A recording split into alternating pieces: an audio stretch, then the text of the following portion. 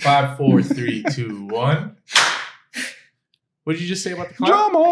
What did you just say about the clap? Drama alert. Previously on. I said, No. go ahead and do your clap.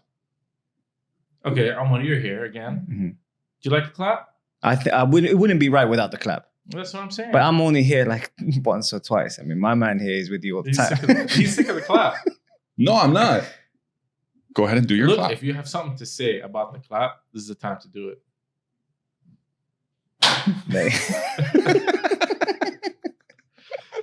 Welcome back. Thank you, man. It's great to be back. Oh, man. It's good to have you, man. It was really good to get you back, man. I was wondering how long it was since the last time you were here. Whew. Couple of months? When did you go to Canada? July 28th. July 26th. Yeah, end of July. Came back. We had a few episodes before. What was the last one we did before you went out? Malik?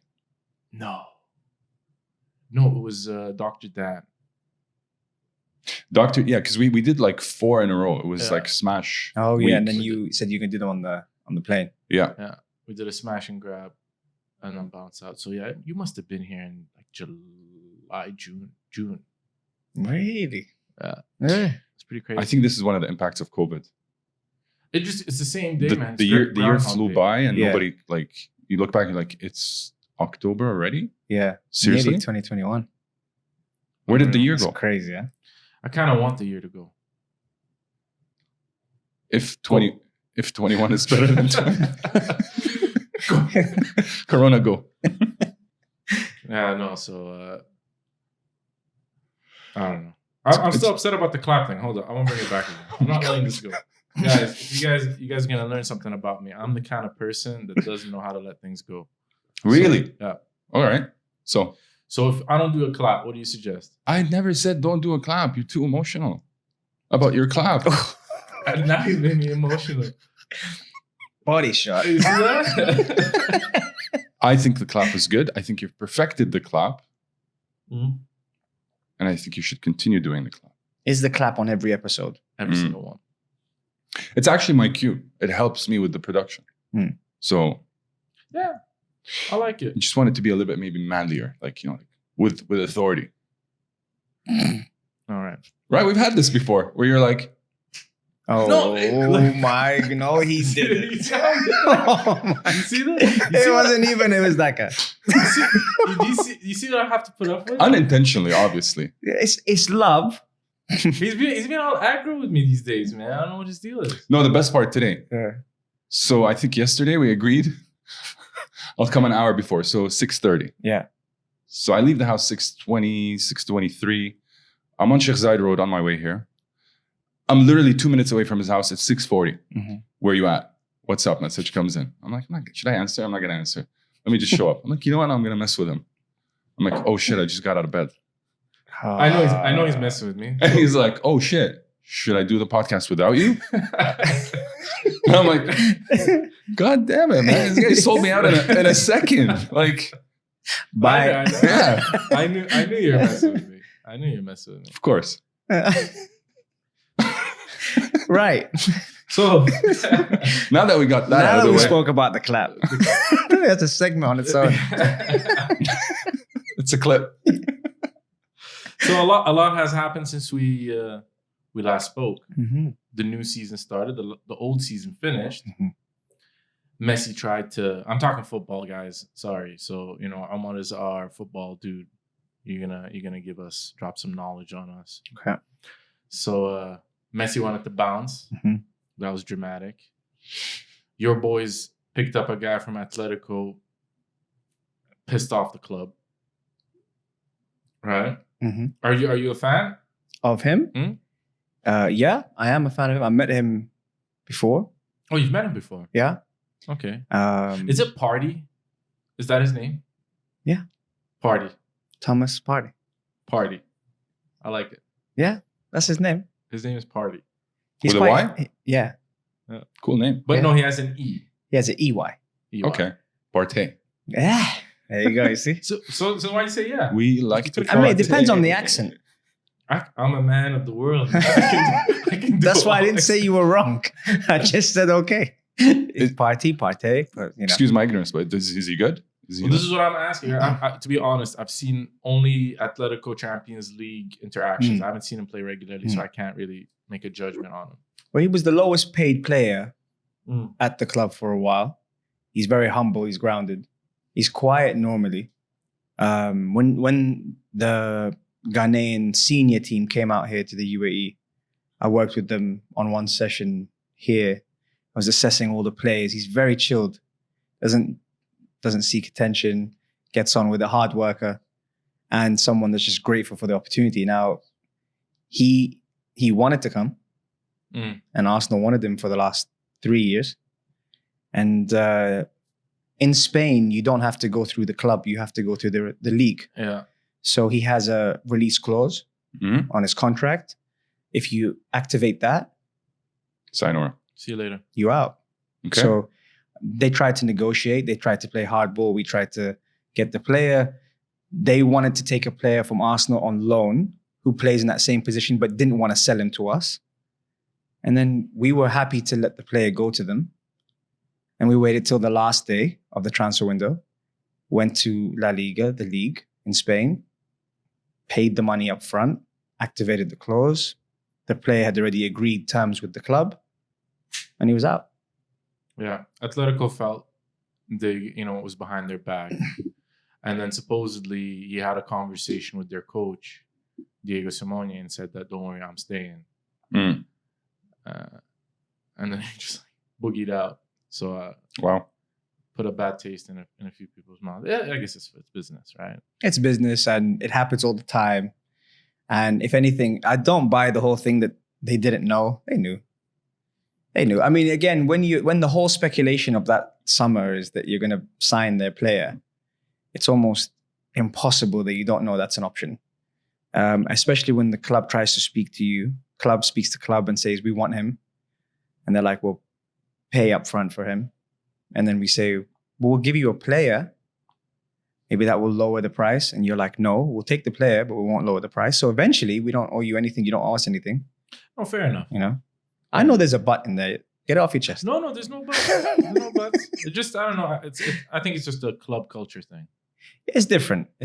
I mean, obviously with Spain, there's been so many different transfers in England and everything.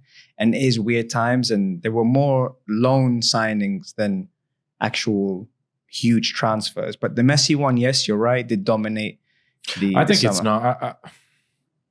I must say on this, I feel Barcelona did him wrong. Honestly. Why? Because they picked on the details on him, right? I think he was clear with the club. He wants to bounce out. He served you more than you can imagine. Let the man move on, right? And he said his intentions were clear from the beginning. And you catch him out on a technicality. The season extended. So what it came down to is he said he wants to leave at the end of the season, right? Within his clause, he has a release thing that at the end of the season, he can request for a transfer and it's free. So no club has to pay. He has that built into it. What ended up happening is because of COVID, the season ended up dragging past the date of the official. Yeah, I remember clause. hearing that. Yeah. And they used that against him and pulled him back an additional year. And when he went to request for it, they said, oh, time limit's passed. When you're the greatest player on the planet, is it lack of personality if you don't force a move? That's a good question. Thanks. Yeah, I think it is. I think, look, at the end of the day, I reflect back on Ronaldo, right? But then Ronaldo's and the club and Ferguson just handled it in such a professional way, right? So he came out and said, I want to go in the summer. Ferguson went and spoke to him and said, listen, give us one more year and you're free to go. And that was it. Yeah. He gave him one more year and he gave a hell of a year. And he bounced out. I don't know. You don't know about that? I don't know. I think when you're the best player on the planet, or arguably the best player on the planet, I think if you want to do something, You just force the issue or don't. You have nothing to prove to the team that you've been loyal to for so long. You have won endless trophies. You have won endless majors. I don't even want to say you put them on the map because that's outrageous. Yeah. but you are your own man, and it's clear you're not happy. If you want to make the transfer, You can make it. and you hand in a transfer request, then you get your transfer. If you're Messi. Yeah, but I think that's part of his being a professional, is that he's stuck by the rules and whatever the contract says. I think it's a bitch move. Excuse me, football fans, for saying this. I'm going to get rammed for this. It's a bitch move on Barcelona for not I agree. honoring it. And he said, look, he came out and said, listen, I can take you guys to court, but I don't want to do that to this club because I love this club. Do you think he'll still play with heart? He's a professional. He is a professional, yeah. But if you're really a man of honor for your club and you don't want to put them through turmoil, then why go public in the first place? That's true. And why let the whole world talk and not turn up to training on the first day because of the testing? Because that means you won't be able to train. I don't know. I didn't buy too much of the whole. I asked my kids. They said they wanted to stay at school in Barcelona. It really hurt me. Where were they for the last 3 months when you were talking about leaving? Where did he want to go? I think City looked to be the most realistic. Yeah. So maybe City didn't offer him a deal worth enough to pull him away, and No, he was kind of I would highly doubt that. I think City not only would have offered him a deal, but would have had the next 3 years paid off for him then and there. Yeah. Because he would have gone to England, played for Manchester City for at least 1 or 2 years, and then had his ticket to New York, which is linked to Manchester City, and it's a feeder club. Yeah. So he would have ended his career in the US and had his glory. Disney for the kids, And the and cash. enjoyed the money, and also had New York fund City, so both teams would be able to pay him his huge wage packet and his value for the next 3 years. So for me, it's too. There's a chapter missing for me. I agree. That's what I'm thinking. There's something that we don't know about. We miss it. We miss a season, right? I think I feel kind of robbed about it. That's why I kind of I'm a huge Ronaldo fan, right? And I still feel like, look, it's a debate without a doubt. It's a strong one. They're both unreal players, once in a lifetime players. We were fortunate enough to see them simultaneously. Yeah. And unfortunately for each other, they're running in the same era, and this debate is even there. But I feel kind of robbed as the most football I watch is the Premier League, and it would have been nice just to see him day in, day out. And it's kind of also that whole question: can he handle it? You know what I mean? So exactly, like someone like Ronaldo's proved it. He's done it multiple different leagues, performed at the highest level in all of them. And then that remains the one question on Messi is outside of that environment, right? Can he handle it day in, day out? Scruffy, rough, fast, wet, cold football all the time. Has he performed in the World Cups? Not the team, but him as a team leader. Arguably, it's debatable. When you're that good, you should be able to carry a team. I'll ask you something because I know you're into your basketball and a man of personalities. Oh, I know. We had discussion yesterday. I'm pretty sure you're gonna ask me the same. Okay, so do you think he will have the last dance with Barcelona?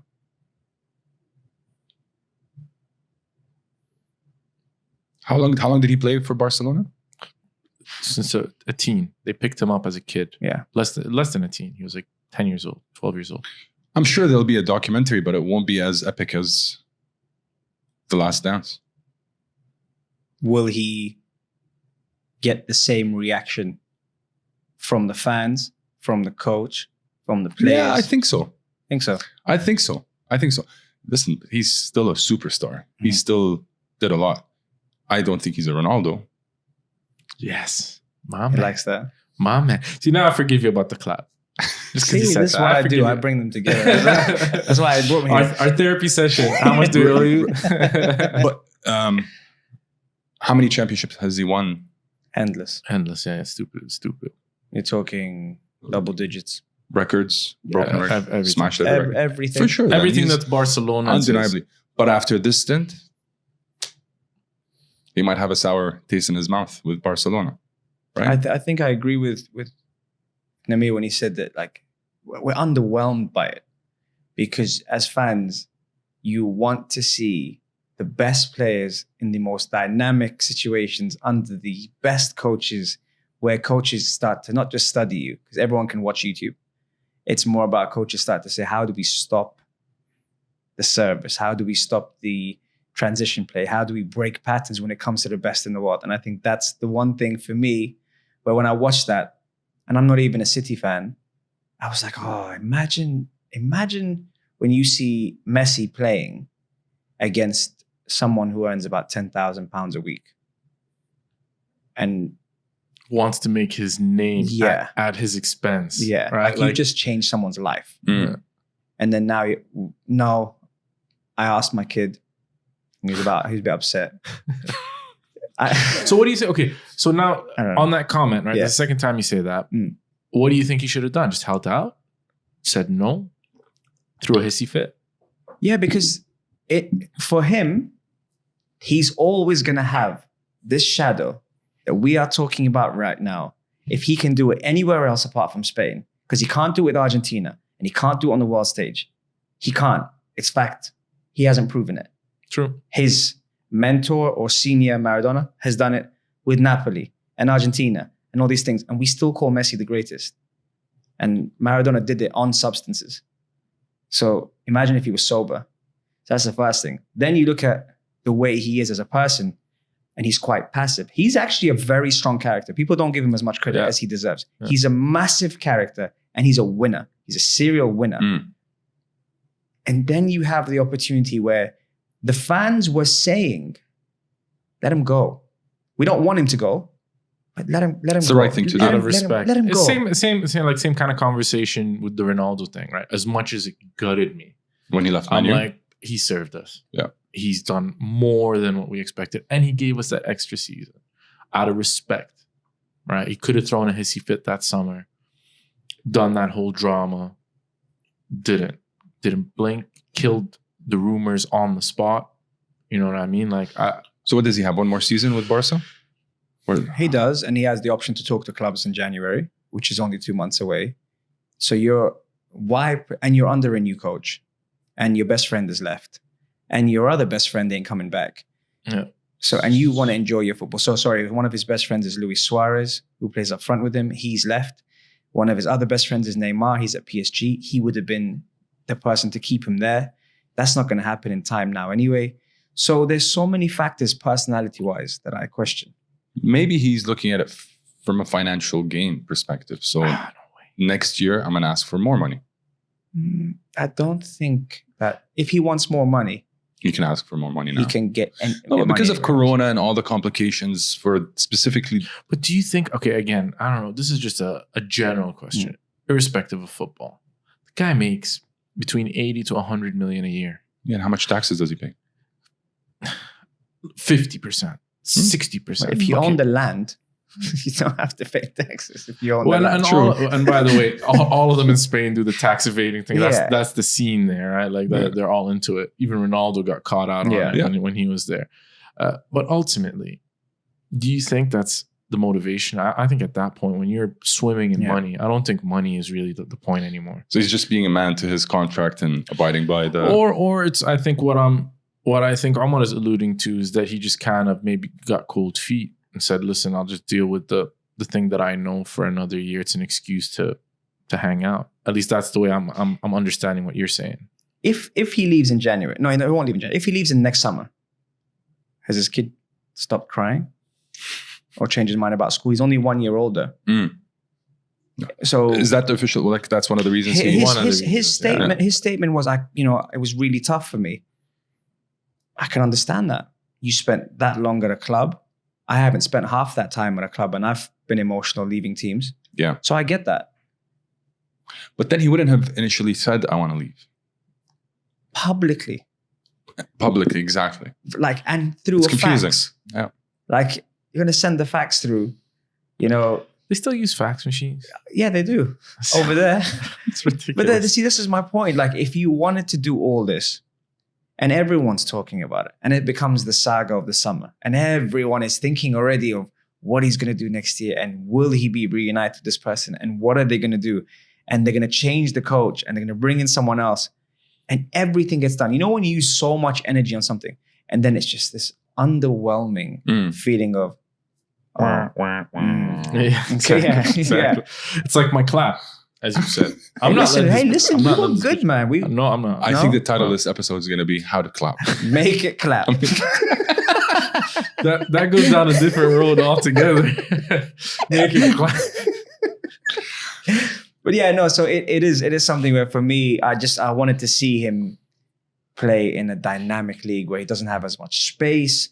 He needs to play his game. Obviously, with a player like that, you fit a system around the player. You don't fit him in a system, which is a big respect to him, which means that they would have already thought of that. So systematically, the coaches are thinking, right, when this player comes in, we're going to have to scrap off these two players, move them into a different play in terms of patterns, and allow him to free them, because that's what you do with one of the best in the world. And after they've done all that, you can tell I'm pissed at this. After they've done all that, then we're still here going, okay, so we're going to wait till next year. He's going to be 1 year older. Yeah. I don't doubt that he won't look after himself. But why? Like, what are you going to, whatever happens, it's going to have this feeling of, okay, Messi's coming. And then you're going to think, but is he though? And then the City, with their financial fair play and all the core issues they've had, they're thinking, well, we can't buy anyone. Yeah. You lose out next year. You'll lose out on him. So now they're going to have to hold out. So they need some sort of assurances now that he's going to come if they want to do it. And they've spent money really late on players because they've thought, well, we were kind of going to spend that money on Messi. And then there was the whole, he's going to be free. Then no, he's not going to be free. He's going to be 700 million. And so it is draining. And no wonder why it's unsettled them. You know, I was just going to talk because I was going to mention it with Partey. Partey. I like the whole concept. And I think like North American sports are lacking on the whole buyout clause. I'm a big fan of that.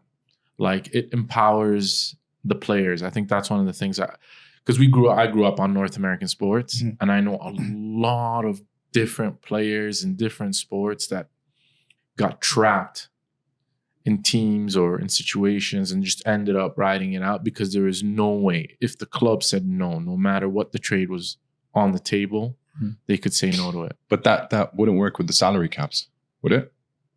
No, it's irrespective. That's a club to club transaction. The buyout clause, but it's still there's a percentage that goes out, but it's outside of the salary. Outside of the salary. Yeah. So there's a bonus that goes to, but other than that, it's a straight club to club transaction. I think it's an amazing thing because it empowers the players. And then when you negotiate, obviously they're going to want to put a higher clause as they did with Messi, 700 million. They just completely killed any sort of person trying to come in or club come in and try to buy him out. But I like that. So then you have a situation like Partey where they put 40 million down. They said, fine, we're going to pay that buyout clause. We tried to negotiate with you. Because I'm trying to reflect a specific situation, but I remember, like, obviously there's been many circumstances in baseball and hockey, where players wanted to leave and they just couldn't. Yeah. I think it depends how strong the management is and how long they're going to be there for. Because that's another thing. If you're going to have someone flex their muscles, like, for example, this president who's going to be kicked out anyway next year, then at least he won't be the person that sold Messi. And the person that takes over from him is going to be someone who's already in his camp. Yep. So then he won't be scrutinized. So that's something that's a trail that they're thinking of. I can't be the one to get rid of Messi. And now you don't want that on your legacy. Yeah, a lot of people know the name Bartomeu because of Messi, because I don't agree with what they're doing. And I told them I wanted to leave and etc. Before that, we hardly know the president's name because they change every 2 seasons. Yeah. So I don't know. It had something that was, like I said to you before, it was a bit underwhelming. I like to see, cool questions answered. And a lot of the time people ask me, oh, Messi or Ronaldo. And I'm just lucky they're both in the same era. But I will have arguments for him and I will have arguments for him and I'll put it on the table and you guys tell me what you think. But this is his chance to kind of say, listen, I'm a football guy, Premier League, I'm down. And I'll tell you now, the Premier League would be on a different planet. It already is. We're on a different planet and no one would watch La Liga. Yeah, it would kill La Liga. It would kill La Liga. Yeah. That's why La Liga was all over it, by the way. La Liga immediately sided with Barcelona. Of course. On the It spot. kills all their right away. They didn't even broadcast. Yeah, Yeah. Big time. Big time. Ronaldo's gone. Messi's gone. Neymar's gone. Neymar's gone. You don't really have... Who else do you have there that's like that? Like a superstar. Hazard. That's it. Hazard. Even in the Premier League, I didn't have that kind of pull. Mm. You know what I mean? So coming back now in the Premier League. Right. What do you think? The way that it looks at a few games into it, how you feeling? Unprecedented times, I think. Yeah, it's wild. It's crazy. Very interesting coaching-wise. Very, very interesting what people are doing behind the scenes. The implementation of like Zoom and connecting with not just the players, but the families. Fans won't be allowed back in the Premier League, which was supposed to happen in October. That's not going to happen until March. So that's already put a doubter on, which also means psychologically you won't be playing in front of your own fans. So normally if you have 2 games a season and the first game is at home and second's away, if my first game is at home against a top team and I don't have my fan support, and then when we come back to the second game and it's away, and you have your fan and support. you have your fan support, It that's a skews it. psychological It's an advantage for you. unfair advantage. You know? Yeah, So unfair there are advantage. things, but there's also less draws in the season. Mm. And that also means that people are a bit more bold in what they're trying to do. It's not as pragmatic as normal in their approach. And that's interesting. And then you look at some of the teams or some of the coaches that people have kind of slept on and said, yeah, they're not going to do much. And then they've done well. Leeds. They're Villa, interesting. Everton. Villa. Man, I must say, obviously, the elephant in the room, and I know you're just kind of holding on to it. You just say it. What am I going to say? I know what you're gonna say About what? about Manchester United. I don't need to talk about Manchester United. Do they know how to clap? See, that's why I let it go. This is why I wouldn't do it without him here. Make it clap. So yeah, Manchester United lost 6-1. Oh shit! Sorry, I didn't know Yeah, that. we got smoked. We got smoked by Tottenham. But what made me feel a little bit better in the same day was Liverpool got smacked 7-2. Right, so they had like their whole team was corona'd out. Like, so they had like some second tier squad on, but still no excuse to lose 7-2 to anyone. So that made me feel a little bit better. By the way, how are these athletes recovering? Are they like ill, or are they just? They go through self-isolation. They got their own people looking after their food. Next level. It's quite, it's managed very well. Yeah. It's managed I very don't think I've never heard of any professional athlete that had a tough experience with it. I don't know unless you know. Not off the top of the head. I can't think of anyone. Just videos of like Zlatan. Zlatan got it, and he's like running on the treadmill. Corona got Zlatan. Yeah. Zlatan got Corona. Exactly. But that was very good. Yeah. I think only he could get away with that. That was very good. Yeah. I mean, it's nowadays they're looked after. Yeah. Everything's good in that sense. UK is a mess in terms of their organization. So how are you going to expect the players to be okay when the rules are you can stay at the pub until 10 and then you have to go home, but you're still at the pub from 1 p.m. So you got 9 hours to catch it, and then listen, it's after bedtime. You guys need to go home. Corona only works at night. Off peak, on peak. It's and then the thing is, some of the games are a bit later. So what are you going to do with all those fans? You just kick them out at halftime. It's just, it's a mess. But again, at least sport is back. At least we're watching man, it, thank you know. God. Absolutely. And Thank God. but you did say something which, when we spoke on our last show, Mm. you asked me who my favorite coach was, Mm-hmm. and I said it was Marcelo Bielsa, Mm. and he's absolutely shaken up the league with ideas that puts him on a different level.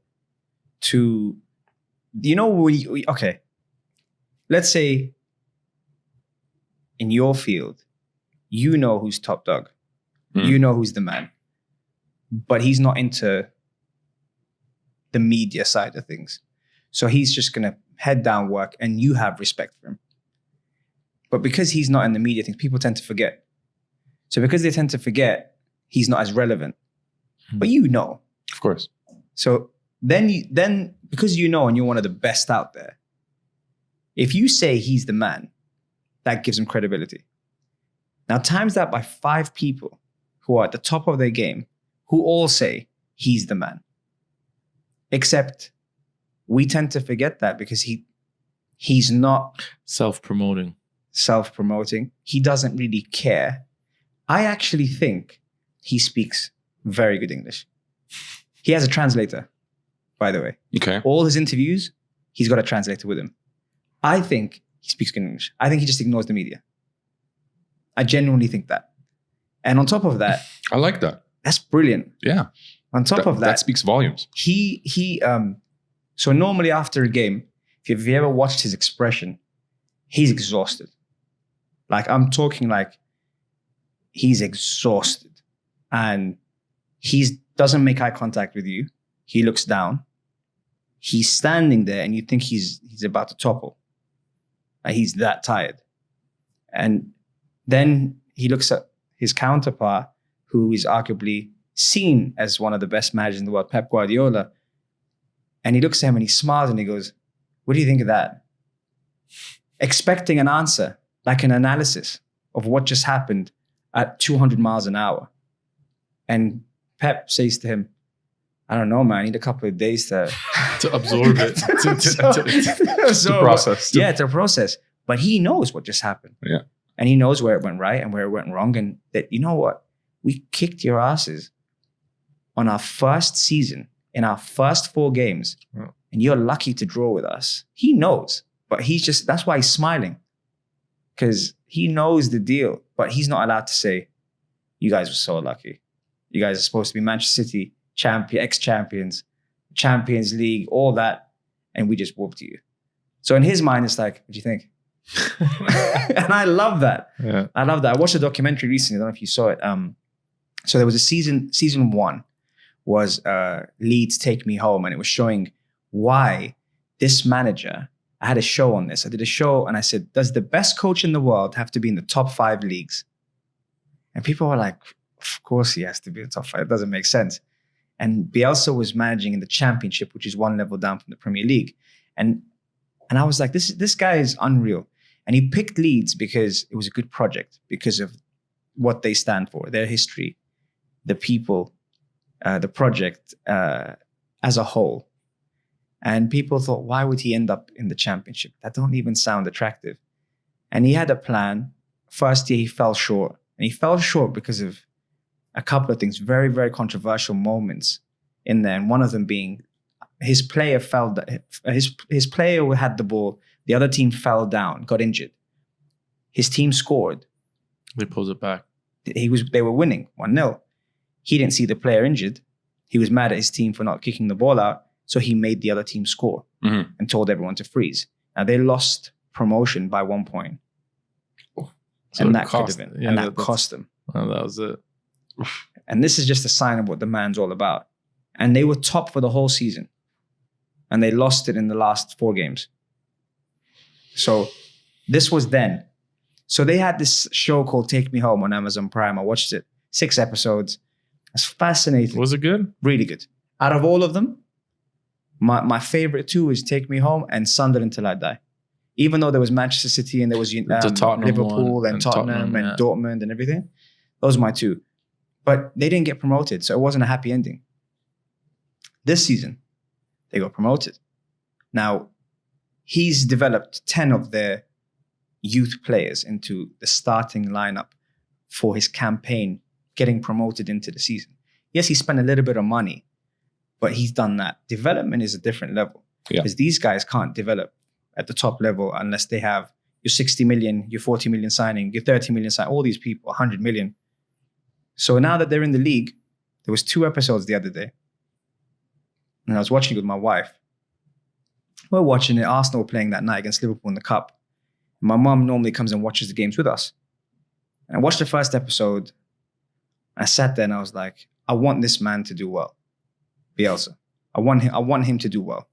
He's so complex and on such a different level to any coach I know, any coach I've watched, that I want him to do well. And then in the second episode, it's only 2 episodes. I'm not sure if there's more at the moment. But second episode, they show you Leeds getting promoted. And the man who doesn't speak English, who's fought against so many different things, he's had his critics, hugs one of his players who stayed at the club despite getting a 25 million offer to leave, a championship team to go to a bigger team, stays at the club, and they're all celebrating. He shouts and says, "Calvin, you're the best. You're the best player." And the fans weren't allowed to be close to the players. So when they won, there was a huge gate and all the fans crowded the streets and the players were behind. And there was this moment where Bielsa had some triumph, which normally he isn't affiliated with trophies. Yeah. So that was his own success. And the moment that he hugs Calvin Richardson, who, by the way, now is an England player, he plays for his national team, which again, they say if you don't play for a big club, you're not going to play for your national team, is huge. The moment he does that, you can see a tear in his eye. My mum walked in. I'm sitting there and I'm like, it's going to happen. Getting all emotional? It was going to happen. And I was like, I want this guy to do well. And then he hugs his player and I thought, well done, that he stood by what he believes in. Yeah. In the modern game to be able to get that kind of reaction. And my mom was like, the game started 5 minutes ago and you're watching the show. And my wife normally would be like, let's just turn it over. Like the game started. Like, why are you watching this? And she couldn't say anything. That's awesome. Because it was a moment where someone who truly deserves it. We've all been there sometimes when we've seen someone deserves it, like really deserves it. Doesn't get the credit. I have a question for you. We touched on the coaching thing last time you were here. Yeah.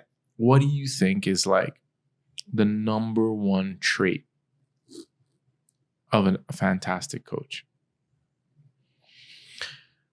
In what sense? A very broad question. So in the coaching style, in any sense. So like if you had one tool in the toolbox, maybe it's a good training regimen, maybe it's a personality trait, maybe it's some tactical superiority. Just one. I know it's tough, and I know there's an overlap across. But what would it be? You got to have thick skin. You can't be pleasing everyone. You got to have your own philosophy. You got to believe in your own philosophy. Your own philosophy might not work with everyone because you might not have the players to execute the plan that you have. So you can't really stick to the same thing. So I wouldn't even say it's philosophy. I think it's maybe the ability to adapt, because when you're in a different league, a different culture, different pressure, we've seen people crack under that. If you're not able to adapt to the expectation level required, it's very difficult to achieve the goals, especially when you have the media who are probably criticizing your every move, the players who are not playing, probably saying that they deserve to play, the players who are playing, not aware of how much you believe in them. There's so many factors there against you and you don't even know it. So the ability to adapt, to learn who your opponents are, who your team is, who you need to believe in, who you need to stick by. Because the manager's lifespan now is very short. 4 games and you're under pressure. This is it. I don't believe in that. I hate that. What? They don't give time. They don't allow people to develop. They don't give someone an opportunity to build a team, to go through a little bit of a rough patch. Instant results. It's a sign of the culture. Yeah. It's a sign of the people. Look at the Toronto Raptors. Before Nick Nurse, who did we have? They got rid of him. It was excellent. He was excellent, and they got rid of him like that. What's his name? I can't believe it. Yeah, I forgot. Which, back to Nick Nurse. You were saying that the comment you just made earlier about top 5 coaches, they have to have champions. Does the best coach have to be in the top leagues? Top 5 leagues? I disagree with that because there's a lot of unsung heroes like the guy you're talking about, where it's they could be amazing coaches that have all the tools in the toolbox. It's just that they're so focused on developing the game. They're not concerned about, yes, obviously you want to win games, you want to bring trophies, but for the love of the game and for the love of the process of bringing somebody and training them and building up a team. Nick Nurse, before he ended up in the NBA, I read something where he jumped back and forth. You've heard of Nick Nurse? Yeah. Europe, France, I think England. He left some teams, went back to some other teams. He came to the Raptors, and within a year or two. Yeah, he inherited, to be fair, a fantastic team. But I'm a huge fan of Nick Nurse. I'm not trying to take something away from him, but he inherited a good team. It still needs leadership. It still needs absolutely. I'm not taking anything away. Not only did he win a championship, the following year he won Coach of the Year. When everybody was like saying the Raptors are not even going to make it to the playoffs because they lost Kawhi and there's a lot of changes in the team and Corona and all these things. He still managed to bring them to the conference semifinals. Right? Yeah. I like him, man. I'm a huge, huge fan. Nick Nurse is awesome. LeBron. He's not a fan of LeBron. Why doesn't he get the not credit, because he gets credit. He gets a lot of credit. Okay. He's a great player. But why doesn't he get the status that GOAT status? I don't want to say GOAT because I think that gets thrown around too easy. But when someone is so good, it's very easy to point his bad days than how consistent he is. It's a very good question. I don't know the answer to that one. Like I don't look at him like I look at Jordan. Although he's, for his era, for this time, he is by far one of the best players. Is there anyone more dominant than him right now? It's a tough question. No. I'm thinking outside of the skill, the execution, mentally. He's very strong mentally. Very. He knows how to work with his team. But like you said, I don't know the answer to that one. I'm so rooting. I love the Lakers. I like the Lakers. I want Miami to win. I don't know. He's hating on the I don't know superstar team. Yeah, I don't know what it is. I think it's for the love of the underdog. Yeah, maybe that's what it is. I'm not surprised by that. I'm not surprised by that at all. Like Kobe, Shaq, Lakers, I loved it. Although I'm not that's the thing I have against the Lakers this year. I don't like superstars teams. Kobe, Shaq, Lakers, or Jordan, Pippen, Bulls? I didn't like Jordan, Pippen, Bulls. And I used to eat, drink, sleep basketball during that era. Like if you ask me, what are you going to be when you grow up? I'm going to be in the NBA. That was my dream. That was everything. Something about me does not like when it's just unfair. I think that's what I look at it. It's an unbalance. Unfair? Is it unfair because the Lakers have? It's great to watch. Powerhouse. It's great to see that. But it comes lopsided where it's like when you see Miami, what they did. I don't know if you saw the highlights of the game. I didn't see as much, but I saw a little bit. They worked their back off for this win. It was point by point from first quarter, from the first 5 minutes. Right.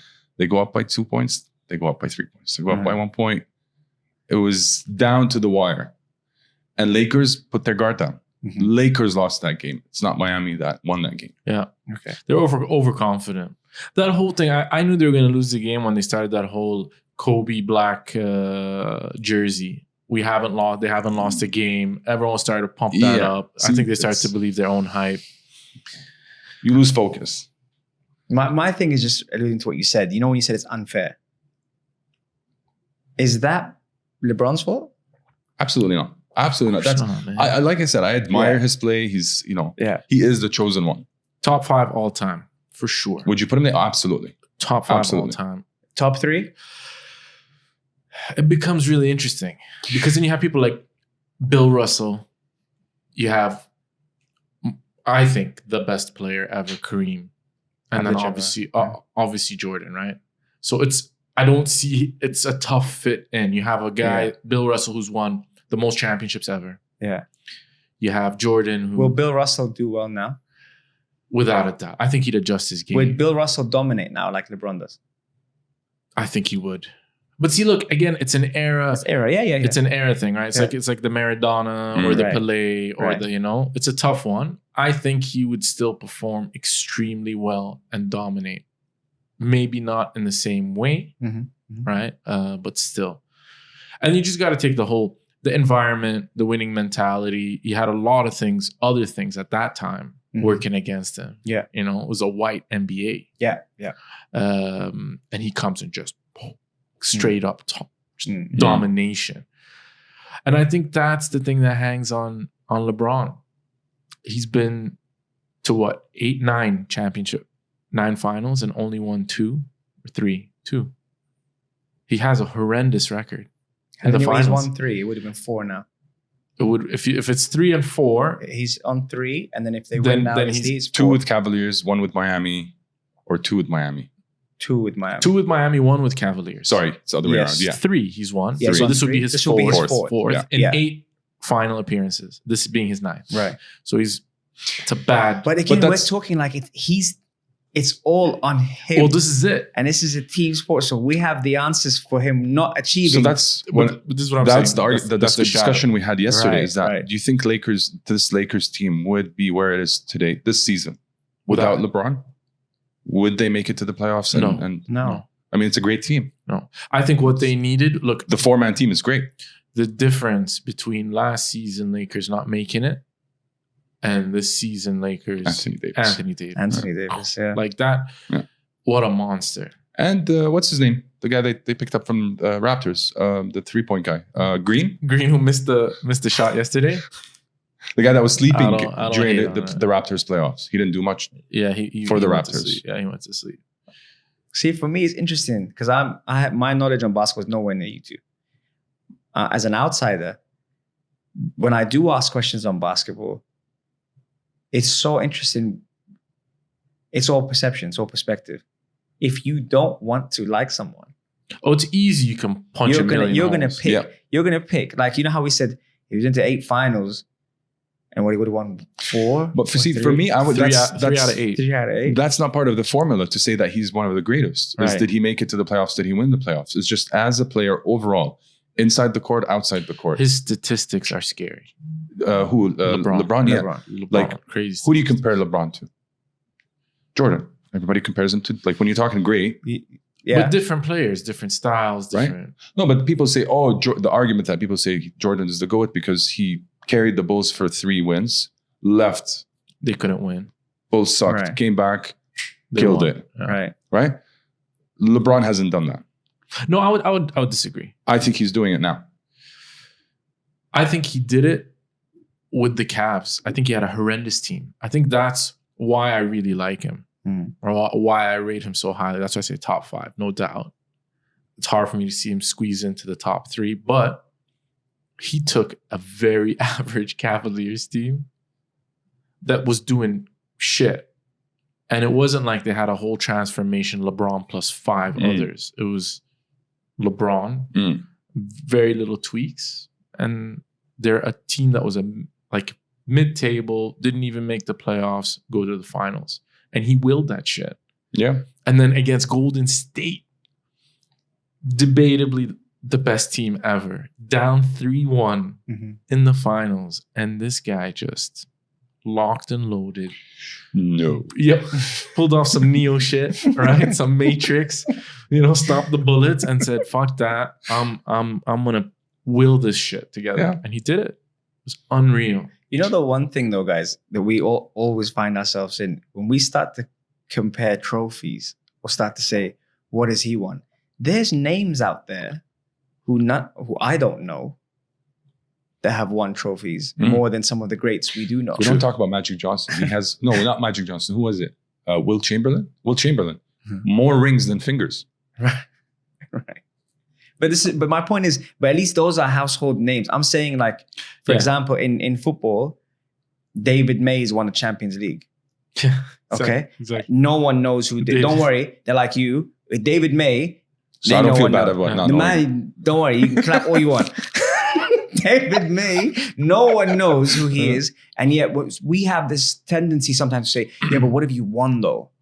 And then some guy now is sitting at home with a medal that some of the best players in the world haven't won, and that's where sometimes, with statistics and facts and numbers, I feel we tend to get a little bit carried away because we say, "Yeah, but you know what? This person hasn't won as much," and then you think, what influence have they had on their teams? What have they brought to the table?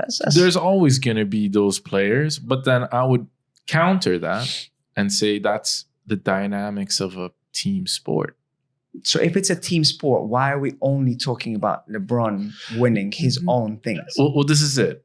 Now we're not saying, not at all, like Dwayne Wade, Chris Bosh. He's had unreal players with him still, really good players that contributed a lot. But it's that ability to repeat in a different environment. Right.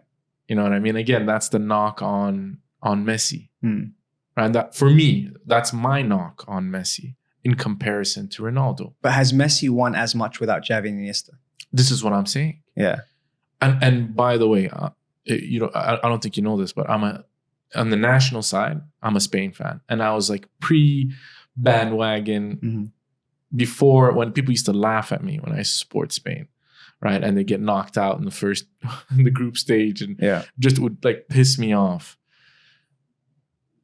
Xavi and Iniesta must be the most underrated players in history. As much shine has been on them, I think those two are just unreal.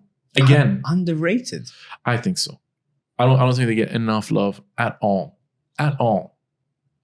At all. Xavi's recognized. Xavi and Iniesta get underrated. At all. Maybe Iniesta, but not Xavi. At all. That's my one. Hey, underrated. why are you looking at my water? Because I'm wondering if it's water. It is water. Underrated. For sure. For sure. They don't get the respect that they deserve at all. One of them is going to manage Spain and the other one can play wherever he wants, and the team has never been the same without him, and you're calling them underrated. But do people talk about his impact post? Do they talk about the fact that once they left, Messi's just not who he was? Because Messi's still there. And by the way, there's just to add to that mix, Busquets, I think, is just out of this world as well. Super underrated. Another underrated player. I disagree again. You think Busquets gets the respect that he deserves? For how long? How long do you want respect for? Until you earn it? For 2 seasons? 3 seasons? You don't think he earned it? For 3 seasons? And it was great. And a World Cup, 2 World.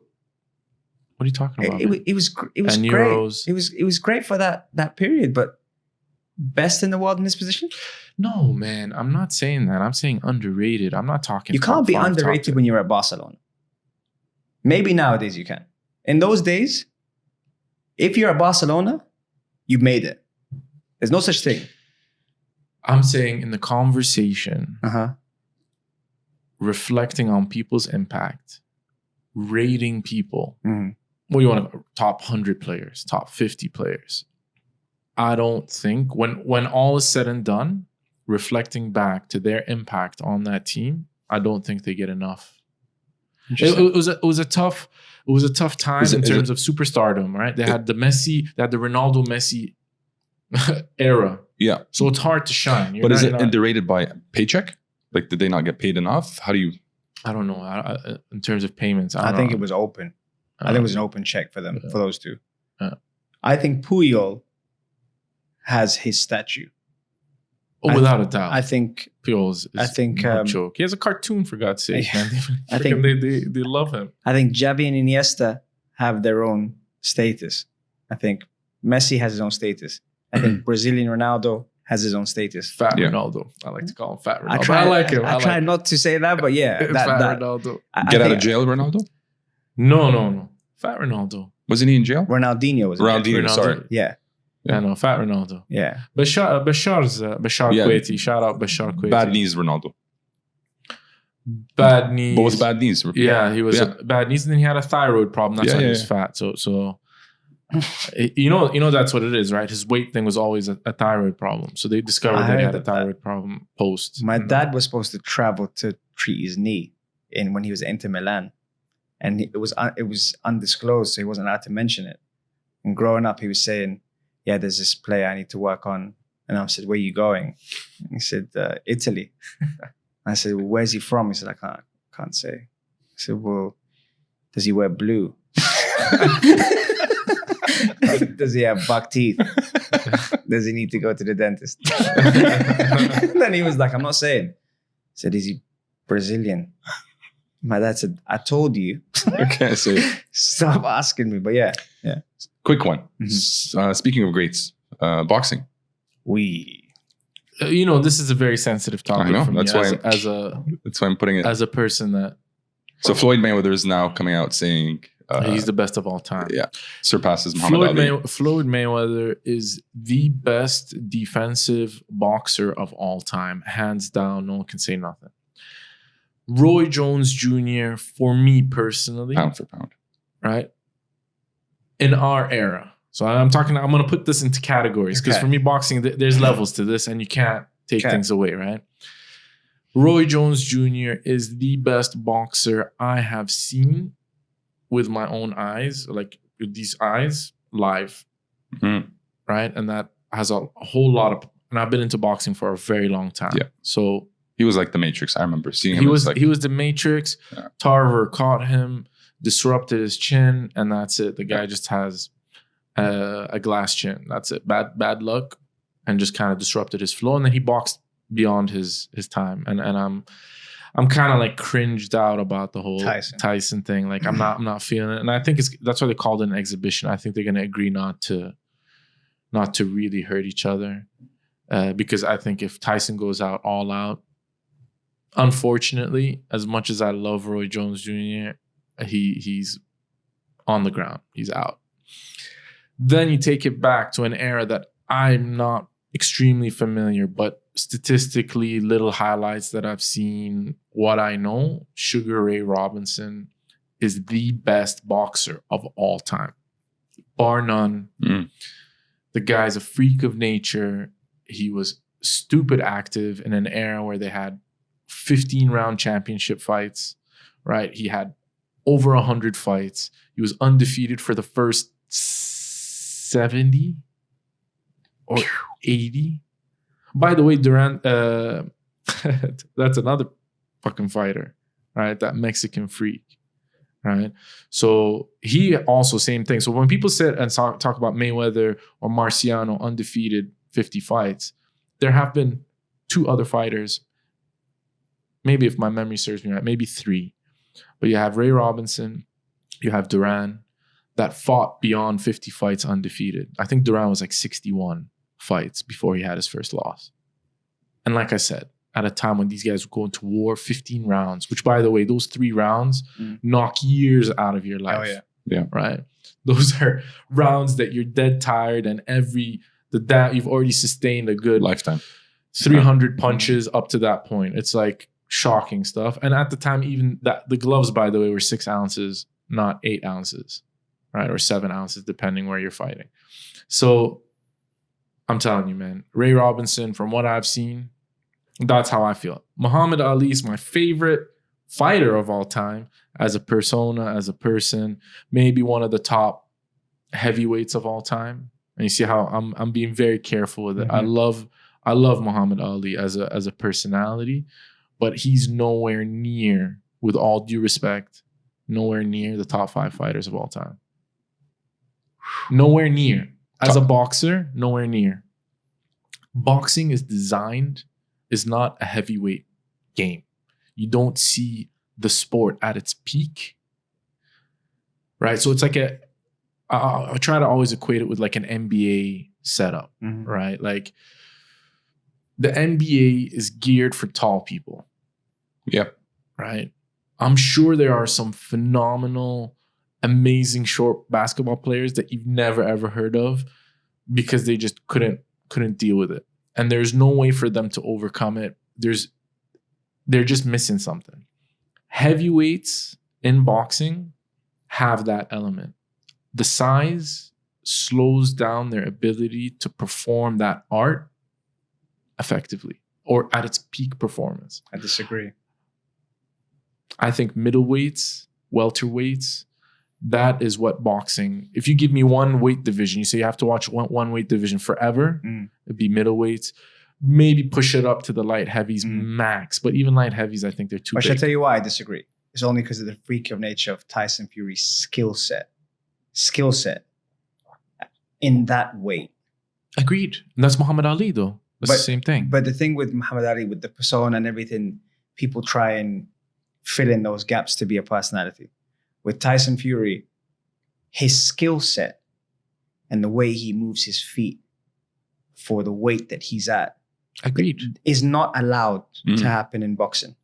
Because if you look at, let's say, obviously Deontay Wilder, and he's got the power punch, etc., blah, blah, blah. And then you look at Anthony Joshua, and he's got the athleticism, and he looks great. It's like a gladiator. You think, okay, you know what? That's your guy, right? That's your poster boy. And it's not a surprise to me that he's sponsored, by Under Armour. Yeah. Looks like he's not wearing any armor. He's just pure rock. Yeah, okay, exactly. Then you see Tyson Fury. And none of those things that we spoke about with Wilder and Joshua should be outskilled by Fury. And yet his footwork, his fight IQ, his head movement, his ability to study what he knows he doesn't have in those other fighters, in the division, not just those two, breaks the stereotype of what we I agree with you when it comes to the middleweight and yes, you're talking speed. I love speed. Yeah. You're talking movement. You're talking just being able to, just roll the punches, catch the punches, step out the way, keep the distance. I love that. And then Fury comes in. I'm telling you, man, it's the Muhammad Ali element. I agree with you. Mm-hmm. Decent hands. Good hands. Decent hands. Good I wouldn't go to that. hands. Decent hands. I don't know. Look, by the way, yeah. Again, I'm talking now boxing. Yeah. I'm not talking. I love Fury. I'm a huge fan. But like Lomachenko is a better boxer. Simple. You see his movement? He's Matrix. You see his angles? I'm in awe of the way he moves because it's in hyperspeed, right? Yeah, but again, he comes with that down to the IQ. Like you have that tool, He's you have unreal. that ability to do that. But dude, he's just little shifts, little movements, and he's here. He's punching you this way. Yeah. You know what I mean? Straight on. He just, I don't know how he moves. It's like a video game. He's a freak of nature. Sugar Shane Mosley, another great fighter that I enjoyed growing up. Man, we had some beautiful fighters. Beautiful fights. Have you seen his son fight? No, I have not. Very good. Very good. What weight class is he in? He was lightweight. You know what he was on? He was on, remember the Contender? Yes. Yeah. So he went on the Contender and pretty boy with the eyes, he's got that feel. He's quite light. And they already had a target on his back. Obviously. Saying that Daddy's boy is going to get whooped. Chavez, another one. Sorry, I had to drop that name because you can't talk about best of all time without putting him into the mix as well. But you see, this is the thing, like how many athletes come from a legacy of their parents and not fulfill that in. And so watching him box, there were things that you were watching with the coaches throwing in, their 2 cents on how to kind of maneuver the movement. But he was very good. It wasn't like it was a movie where you go, oh, that's fake. No, he was very good. And his dad was there, but his dad was letting him be him. Mm. And it's interesting to see coaches like Freddie Roach and all these guys just watching over them and seeing, like you said, the generations of all these fighters and trying to implement their skill set with what they've watched to try and polish the fighter. Exactly. And if you polish the fighter too much, that takes away the X factor of that fight. Of course, it's true. Yeah. Before we close it, there was something that me and Laith were talking about, Mhm. and you as a trainer, and with the whole active training, all that, chiropractors, right? Because he's saying he hates it. He thinks it's bullshit. From personal experience, I've watched professional athletes use This is another chiropractors. show altogether. Yeah, go Yeah, on. I know. Tell me about it. Yeah. I've seen athletes swear by them, and it's maybe because it's a personal bias. I'm like, okay, let me go to a chiropractor and see. I've always been intrigued to see what they're all about. I've had massages and I love them and they work. Mhm. I went to go see a chiropractor, and reading his reviews, he seemed like a good chiropractor. Yeah. Honestly, I was so disappointed. It was like a witch doctor. We spent 10, 15 minutes talking. 30 seconds, 40 seconds on his chiropractic bed. Tick, tick, tick, tick. Okay, you're good to go. I'm like, and you got to wear these orthotics insoles. So just from personal experience, I'm like, do they really work, or is it just a big hoax? Or is it something that you would need if you have an injury? So it's maybe there's nothing wrong with me. No, I'm not even questioning you. Because here, to give you a backstory, I've had 3 surgeries on my knee. Mhm. So I'm a right-handed person. Right knee's busted, ACL repair. So I've become more left dominant with my leg. Mhm. So that I feel kind of off balanced me. Yeah. And that's why I was like, okay, maybe I should see a chiropractor to kind of align my.